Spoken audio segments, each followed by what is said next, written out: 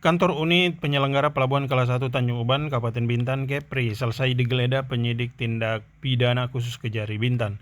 Penggeledahan ini dimulai sejak pukul 9.30 hingga pukul 16.40 waktu Indonesia bagian Barat. Penggeledahan dilakukan di beberapa ruangan, termasuk ruang arsip yang jaraknya sekitar 500 meter dari kantor UPP Tanjung Uban. Adapun barang yang ikut disita dalam penggeledahan ini adalah dokumen-dokumen yang berkaitan dengan keuangan, termasuk dokumen alur masuknya kapal hingga dokumen keluarnya kapal dari Indonesia menuju ke Singapura.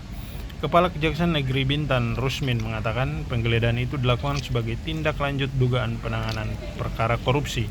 Tindakan itu berkaitan dengan penyimpangan penerimaan negara bukan pajak yang dilakukan dalam rentan waktu tahun 2016 hingga 2022 terhadap jasa pelabuhan sebuah jasa labu kapal rig di wilayah kerja UPP kelas 1 Tanjung Uban.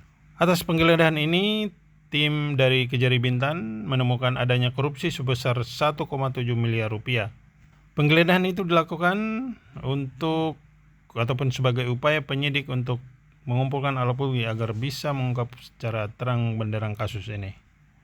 Penyelidikan ini sudah berlangsung sejak Mei 2025 dan sudah dinaikkan ke tingkat penyidikan. Saat ini pihaknya sudah periksa saksi sebanyak 22 orang yang masih berlangsung pemeriksaan saksi-saksi lain hingga penetapan tersangka. Puluhan saksi itu terdiri dari syah bandar, pihak swasta, dan beberapa saksi dari pihak agen.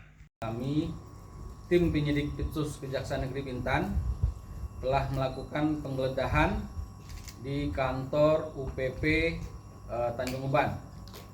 Yang mana penggeledahan ini kami mulai dari jam 9.30 tadi pagi dengan rombongan tim penyidik dari Pitsus yang berjumlah sebanyak keseluruhan tim sebanyak 9 orang, terus tambah dari tim intelijen serta anggota dari TNI.